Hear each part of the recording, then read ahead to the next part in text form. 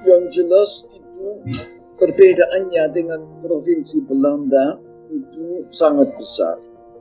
Dulu dan sekarang lebih banyak lagi karena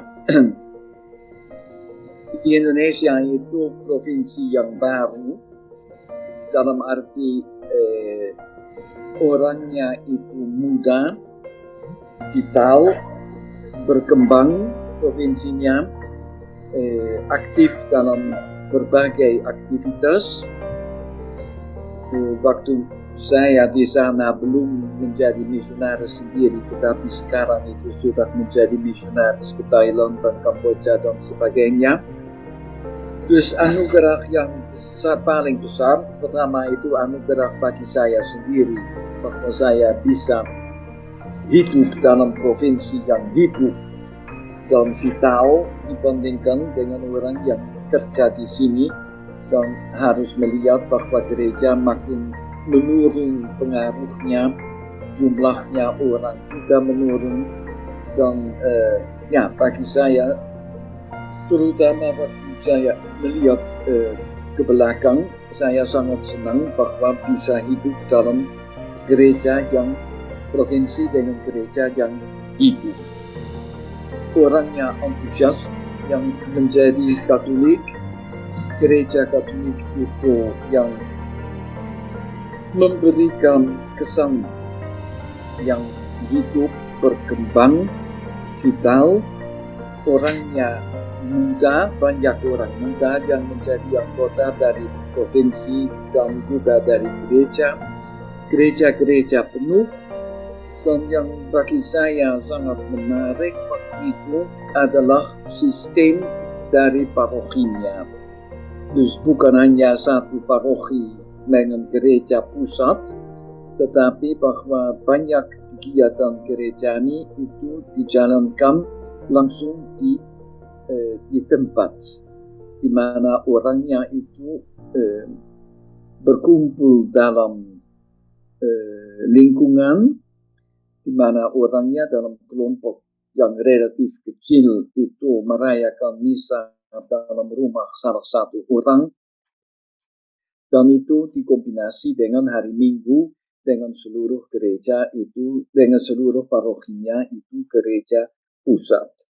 Itu adalah suatu sistem yang saya tidak kenal dari Belanda, tetapi yang saya sangat senang melihat dan ambil bagian dalam gereja Indonesia.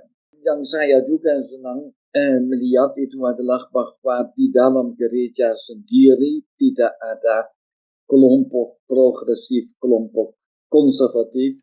Paling tidak waktu itu saya di sana itu jelas belum ada. Dan yang di Belanda itu menjadi suatu topik perpecahan antara kelompok yang satu dan kelompok yang lain. Dulu juga di Serikat, tetapi sekarang di Serikat tidak ada lagi. Tetapi di Indonesia saya sama sekali tidak mengalami bahwa orangnya itu tidak senang dengan Vatikanum kedua dan sebagainya.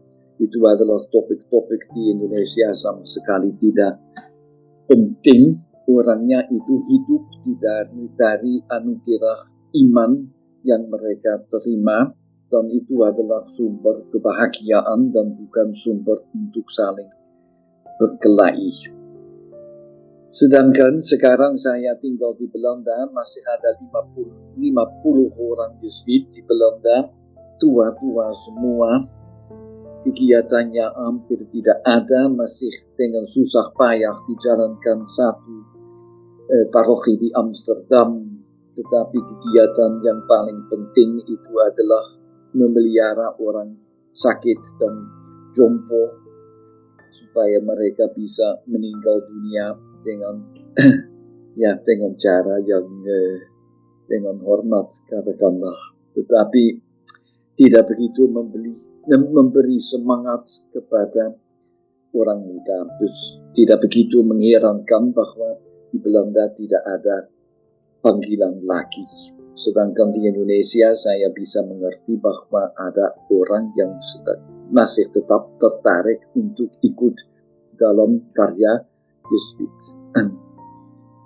Saya pikir bahwa bahaya-bahaya yang mengancam gereja di Eropa itu pada suatu ketika mungkin juga akan muncul di gereja-gereja yang lebih muda dan lebih baru, karena sekularisasi itu adalah sesuatu yang selalu mengancam gerejanya, yang ada faktor-faktor yang positif tetapi juga ada bahaya. Terus saya pikir bahwa mutu dari dari teologi, dari filosofi, dari novisiat dan sebagainya itu tetap harus terpelihara, bahwa orangnya tidak tenggelam dalam kegiatan-kegiatan di masyarakat saja, tetapi bahwa orang-orang yang dipilih untuk menjaga mutu teologi dan mutu intelektual dari provinsi, bahwa itu tetap harus dipelihara. Itu waktu saya di Indonesia, kesan saya adalah kadang-kadang bahwa orang-orang terutama di teologi, yang teologannya sendiri itu tidak begitu tertarik kepada belajar, tetapi sudah ingin langsung masuk ke dalam masyarakat dan kerja, dan itu adalah godaan yang di mana-mana itu ada naturally, tetapi itu saya kira itu harus betul-betul dijaga supaya dasarnya dari mana kita kerja, di mana kita mengambil inspirasi untuk kerja, itu harus tetap dijaga.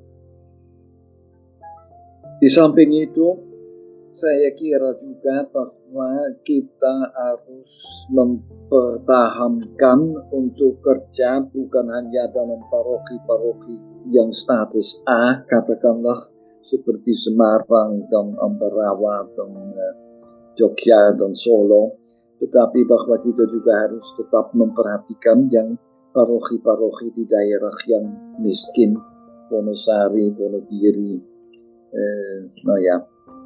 ada Sukorejo dan sebagainya, itu jelas juga ada atau ada di lain tempat bisa jadi, tetapi bahwa kita juga hadir di daerah-daerah di mana potensinya dari masyarakat, dari parokinya tidak terlalu besar.